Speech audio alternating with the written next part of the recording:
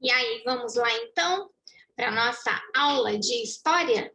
Ok, a primeira aula de história nós falamos sobre o que era história e as fontes históricas, não foi? Segunda aula, nós falamos sobre os períodos da história. A pré-história, que é o período da história antes do surgimento, né, da escrita, e história, que é depois do surgimento da escrita.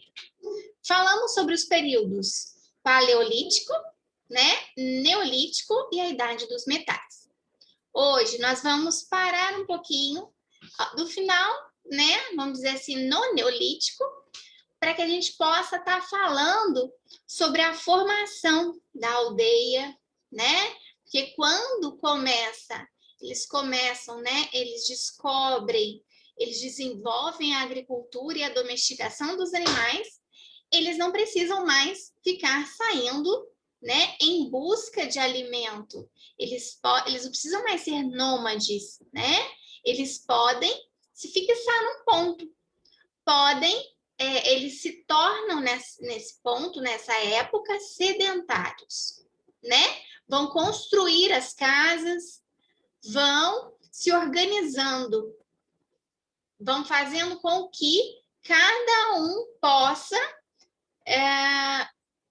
fazer um serviço diferenciado, um trabalho diferenciado, né? Vamos lá, então? Simbora?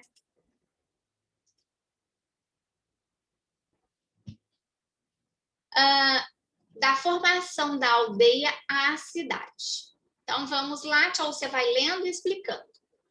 Com a agricultura e o pastoreio, a agricultura, então, a plantação, né, o cultivo, né, de alimentos, de vegetais, e o pastoreio, eles vão começar a criar animais. Aumentou a oferta de alimentos e as pessoas passaram a precisar conservar e transportar esses alimentos. Ou seja, antes eles não tinham alimentos de sobra, ao contrário, tinham que correr atrás desses alimentos. Se fixavam num ponto, coletavam, pescavam, se alimentavam. Quando escasseava o alimento ali, eles tinham que mudar de região. E com isso, eles não conseguiam se estabelecer num único ponto. Eles eram nômades. Com o desenvolvimento da agricultura, acontece diferente. Eles conseguem plantar e ter alimento para todos, né? Para toda a comunidade ali. E aí eles se fixam nesse ponto. Com a plantação, começa-se a alimentar o povo e sobra alimento também. Com isso, era necessário fazer o quê? Guardar esses alimentos. Vamos ver o que eles fazem, então. Inventou-se, então, a cerâmica, barro modelado e cozido. Daí, gente, nessa época, quando existe uma sobra de alimentos, eles começam a guardar. Mas guardar onde? Eles começam a desenvolver a cerâmica, né? Que é a técnica do barro modelado e cozido, tá? De cerâmica, os seres humanos faziam vasos, jarros e etc. Era aí que eles guardavam os alimentos, tudo bem? Mais bem alimentadas, as pessoas passaram a ter mais filhos e a viver mais tempo, o que levou a um crescimento da população.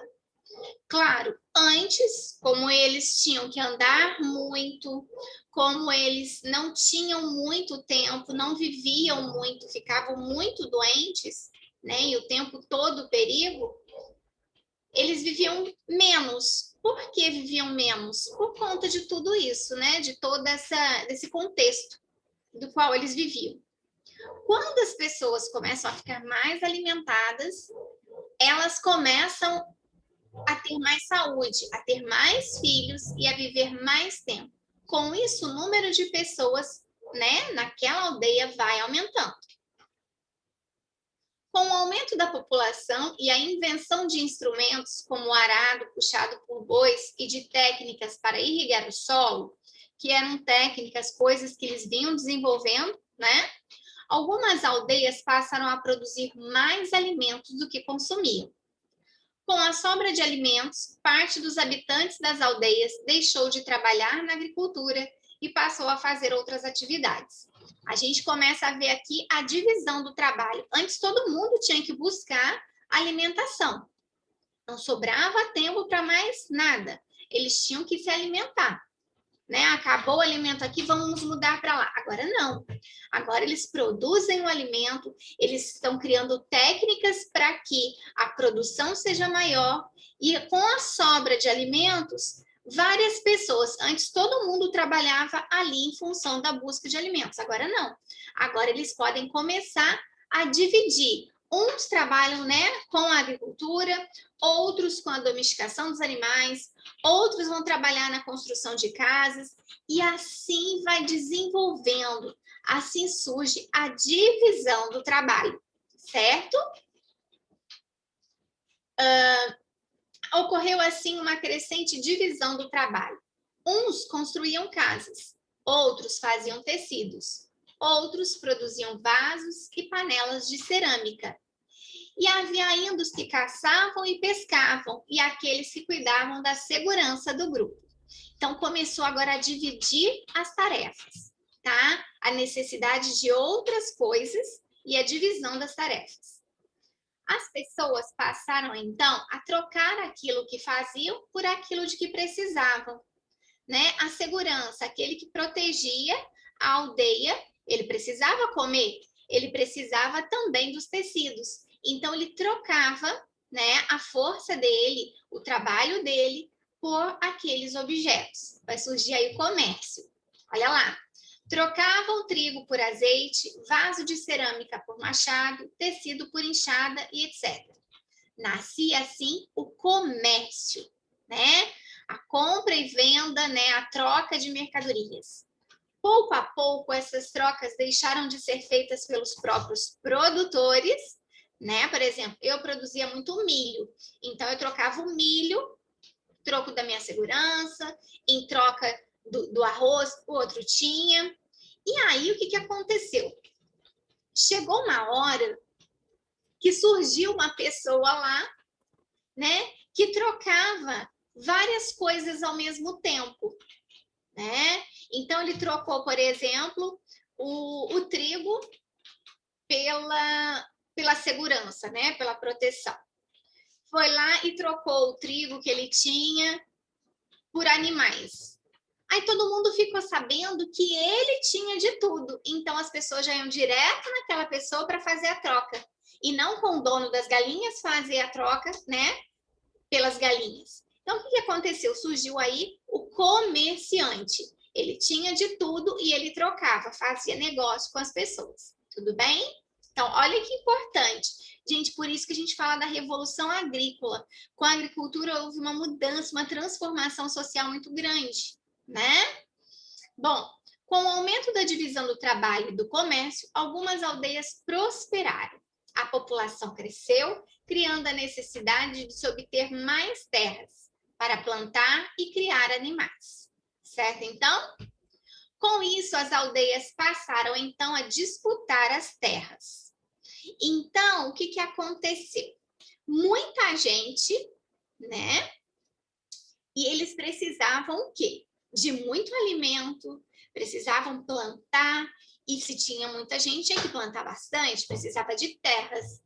E aí, o que eles tinham que fazer? Eles tinham que conquistar essas terras, dizer que aquele território era deles, né? Então, eles começam aí a disputa, né? Pelas terras, para que pudesse plantar, para que pudesse domesticar os animais, para que pudesse viver, tá? O chefe da aldeia que vencia a disputa passava a ter mais terras e mais pessoas sob o seu controle. Então, digamos que tivesse assim, duas aldeias, né? Essa aldeia X venceu a Y. Então, a aldeia X ficava com toda a terra da aldeia Y, mais as pessoas da aldeia Y, tá? Ficavam sob o comando deles, né? Prestando serviço a eles, tá? O chefe da aldeia que vencia a disputa passava a ter mais terras e mais pessoas sob o seu controle. Assim, recebia também mais impostos, que à época eram pagos em produto, como cabritos, carneiros, tecidos e vasos. Então, o que acontecia? aquela aldeia X que venceu a aldeia Y, né?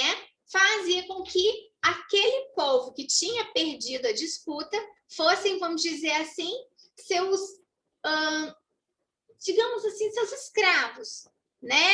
E eles tinham que entregar ao chefe da aldeia coisas, né? Tudo que eles produziam, eles tinham que dar uma certa, vamos dizer assim, porcentagem daquele trabalho para aquele chefe. Vai surgir aí a figura do rei. Vamos ver lá. Ah, e outra coisa, na época não tinha dinheiro. Então, como que eram esses impostos? Não é igual hoje, a gente paga o imposto com dinheiro. Eles davam impostos, os impostos eram os materiais que eles produziam, tá bem? Aquele chefe que controlava mais aldeias e contribuintes passou a ter mais poder e tornou-se o rei. Ele governava a partir de sua residência, que era o palácio, com a ajuda de funcionários que eram encarregados de cobrar os impostos, aplicar a justiça e defender o reino, tá? Então aqui já tem o rei e os súditos, o rei e aqueles que ficam junto dele para poder governar, tá? Com isso, o rei foi ganhando poder e impondo a sua autoridade. Esse processo é chamado de centralização do poder ou formação do Estado. Em alguns estados antigos, o rei era o servidor do deus da cidade. Ou seja, em muitas regiões, eles viam o rei como enviado de Deus. Então, tudo que o rei mandasse fazer, eles acreditavam que o próprio Deus estava mandando, né? Estava ordenando. Então, eles cumpriam fielmente o que o rei dizia, tá? Esse é o caso de Gudea, rei da cidade de Lagash, cidade da Mesopotâmia, tá? Enquanto se desenrolava o processo de centralização do poder, as aldeias foram pouco a pouco se transformando em cidades, foram se desenvolvendo, né? A cidade se diferenciava das aldeias por 3 características básicas, ou seja, para que uma aldeia se tornasse, né, uma cidade, ela tinha que ter uma maior divisão do trabalho, então ter muitos ramos do trabalho, né? Pessoas, umas trabalhando vamos dizer assim, na construção de casas, outras trabalhando na agricultura, outras na domesticação, outras fazendo tecidos, tinha que ter lá o comerciante. Então, assim, muita divisão do trabalho, né? O comércio feito com regularidade, eles trocavam entre si, né, os produtos, e o poder centralizado na figura do rei. Ou seja, nessa aldeia tinha que ter vamos dizer, um chefe, detentor do poder, né, da obediência de todo mundo, tá? Então, para que uma aldeia se tornasse cidade, tinha que ter essas 3 coisas: maior divisão do trabalho, comércio feito com regularidade e o poder centralizado na figura do rei, tá? As primeiras cidades formaram-se perto das margens de grandes rios por causa da importância da água para as pessoas e para a agricultura. Então, o que acontecia? As pessoas precisavam, né, tomar água, a gente precisa de água para sobreviver. E a água também é importantíssima para a agricultura, porque vocês vão ver aqui que a gente vai estar falando de regiões secas, né? A Mesopotâmia, por exemplo, era uma região muito seca, né? O Egito, né, o Nilo aqui era no deserto, né? Então os rios facilitavam, né? Então a importância da água para as pessoas e para a agricultura, e o rio facilitava o transporte de pessoas e produtos, fazendo com que o comércio acontecesse, tá? Em torno de grandes rios como o Tigre e o Eufrates, surgiu a Mesopotâmia, berço da civilização. Surgiu o Egito, né, no Nilo, né, próximo ao Rio Nilo, as margens do Rio Nilo, né? Surgiu a China, né, nos rios azul e o amarelo, tá? Surgiram também, além das primeiras cidades, as primeiras civilizações. Então, a civilização da Mesopotâmia, do Egito e da China, tá? Fantástica essa parte da história, né? Então, vamos lá. Aqui, ó, a Tilcia trouxe para vocês uma foto, né? Na verdade, uma gravura da internet, onde a gente começa a ver aqui a divisão do trabalho, olha só. Alguns, né?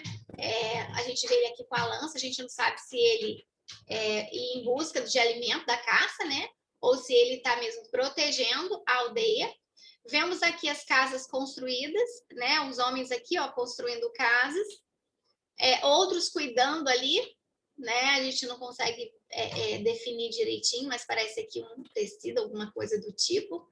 Aqui a mulher transportando alguma coisa aqui nos cestos, né? O fogo aqui provavelmente para alimentação, o outro aqui, né?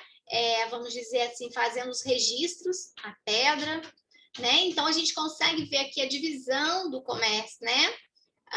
As pessoas trabalhando, a divisão do trabalho, as pessoas trabalhando, né? Cada uma ali com um foco específico, não é?